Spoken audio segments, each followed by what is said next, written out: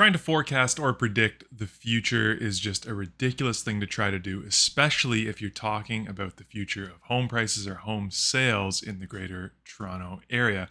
But today I'm going to go out on a limb for you, make some predictions and some forecasts using a special tool that I was introduced to. Hey everybody, it's me, Rob Marsiglio. I am a sales representative with Keller Williams Referred Urban Realty out here in Durham region, helping the great people of this area and doing my best to bring you weekly content on this channel to kind of keep you up to date as to what is happening with the greater Toronto area real estate market, but also to do fun things like we are going to do today. I know everybody loves the forecasting and the predictions. Today, I'm not just pulling numbers out of thin air. I'm going to introduce you to a new method that I was recently introduced to and try and extrapolate what is going to happen over the next 12 months in greater Toronto area real estate. And first off, I have to give credit to Willow Meyer, a follower on Twitter. Follow me over there if you don't already. But Willow said, if you really want people to take your stats seriously, you could fork out for data mining. I have the data, so I didn't have to fork out for anything here, thankfully. And use Holt winter exponential smoothing forecasting for seasonal data. I did a trial with it during my MBA and used RE data, real estate data, and it was surprisingly accurate. It uses exponential smoothing. So obviously we're all very well aware of what Holt winter's forecasting method is and exponential smoothing and all that stuff, right? Wrong. So anyways, I did some digging right away and found this. What is Holt Winter's method? Holt Winter's method is a model of time series behavior forecasting. Always requires a model, and Holt Winters is a way to model three aspects of the time series: a typical value or an average, a slope or trend over time, and a cyclical repeating pattern, so seasonality. And that works perfectly for real estate data because this is just an example of a GTA freehold sales. And you can see the seasonality. You can see that up until kind of more recently, you had pretty average levels. You could kind of predict what was going to be happening at any given time frame. But anyways, the seasonal pattern kind of lends itself really nicely to using Holt Winter's method. So on top of looking up the definition, I also watched a good amount of YouTube videos on how to set these formulas up in Excel, plugged in all my data from Treb MarketWatch, like their archives, and it spit out some interesting results. So we're going to go through what is going to happen with new listings over the next 12 months, what is going to happen with sales. As you can tell from the thumbnail, record low sales are projected for the next 12 months. And then we're going to talk about what everybody wants closer to the end of the video is what is going to happen with average prices over the next 12 months. Okay, let's get right into it with some sales data. So this black dotted line is what has actually happened going back to January 2013. So this is all the data that I input into the forecast model, and the red line is the projection that it spit out for me. So you can see that starting in, this is going to be August, kind of in this area here, it's projecting a pretty seasonal looking new listings totals for the next 12 months, bottoming out in December, then picking back up for our spring market, then falling back off into July. Zooming in on that data set, we can see how the projection, the forecast lines up to a average or a median year.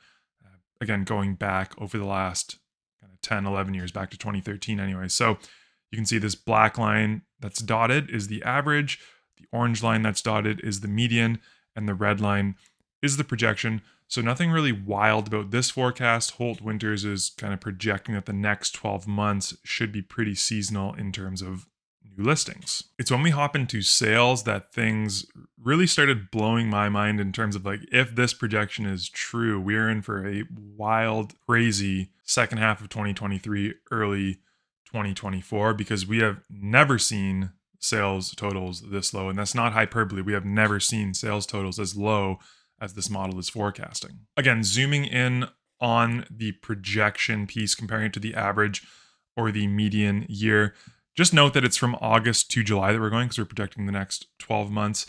So these lines are also August to July. You can see how significantly low these sales totals are using this data table at the bottom, actually setting a record low for sales in a month in January 2024. And I'm not just talking recent record, I'm talking all-time record. So the model is projecting that over the next 12 months, we will have just over 38,000 sales. The real total number is 38,345 that the model is projecting as of today's date. You cannot go back through the Treb MarketWatch archives to find a 12-month stretch that has that low of a sales total, What I did is I kind of looked at 12-month stretches from August to July. It's kind of what we're looking at right now. So if you go back to 1997, 1998, that is the previous low in kind of recorded market watch history. And that time frame had 55,268 sales. So you're talking 17,000 sales more in that time frame than in the next 12 months that we're talking about.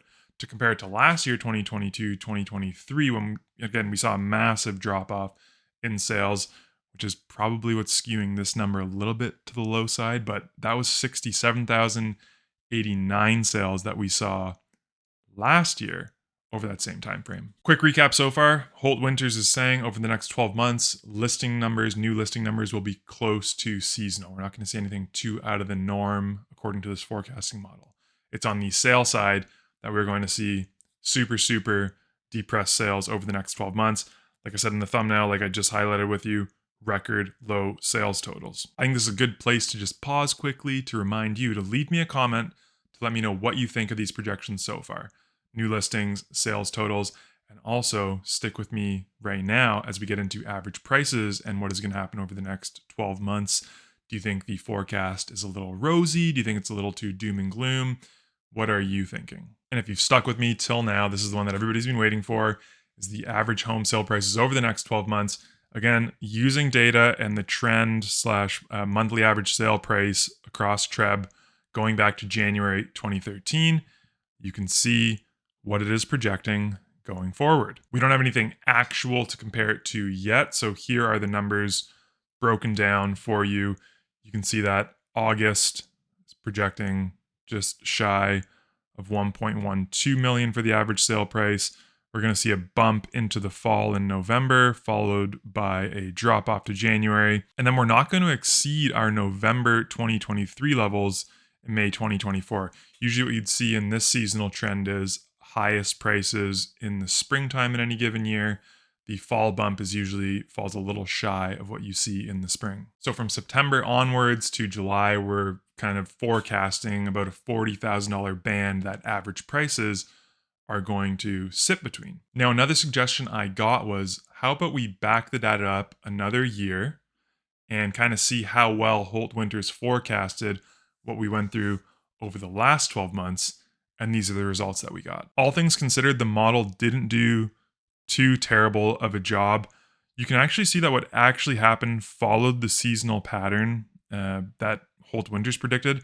It's just that the actual values stayed a little low until we kind of broke through seasonality in May. But even this most recent drop off that we saw from June to July, and we were kind of still experiencing into August, the forecasting model did predict it fairly well. Like, you know, if you went with the forecasting model's trend and said, you know, prices are going to increase into May, you would have been right. You may not have been right in the actual amount that things increased, but in general, I'd say it did a pretty decent job predicting these past 12 months. Yeah, but that's easier thinking. It did follow a bit of a seasonal pattern over the last 12 months. What happened the 12 months prior, 2021 into 2022, when things really went ballistic in the GTA? How did Holt Winters do at predicting that whole mess? And the answer may be obvious, but didn't do so hot. You can see seasonally, it did a pretty good job up until November, and then it kind of forecasted, just like we saw every other year, things are going to drop off, slow down into the winter. Unfortunately, things did go pretty nuts from December to February. Very well documented how we had never seen anything like that before. So actual definitely broke away from seasonality. This big crash happened as Holt Winters forecasted. Prices would climb. Just imagine living in this world where prices didn't peak at just shy of 1.35 million as a whole. The average price, was not saying this is affordable, not quite as ridiculous, just over 1.2 million though. What a world this would have been. I hope I've highlighted the utility of Holt Winters when it comes to the GTA real estate market. We're not going to necessarily use it to pinpoint exactly what prices are going to be doing. We're going to use it to say, what should they do based on seasonality? And then, based on what's actually happening versus the projection, are we kind of in a seasonal market? Are we breaking away from seasonality a little bit? And then digging into the why. Prices crashed when Holt Winters predicted based on seasonality and cycles and trend that they would increase a little bit through 2022. And we know that's because of the rate hiking cycle. So it allows us to kind of see, how do these external factors affect our market that usually is pretty seasonal. I hope the video today was a fun one. It gave you something to kind of think about. Again, let me know in the comments, what do you think of all these predictions? And also let me know what you think is going to happen over the next 12 months' time. If you don't already, I remind you every time, and I did earlier in the video, but please go hop over, follow me on Twitter.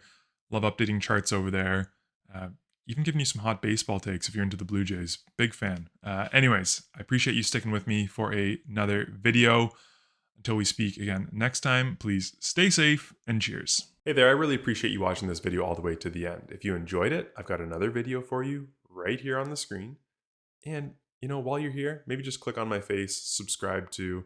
I don't want you to miss anything going forward.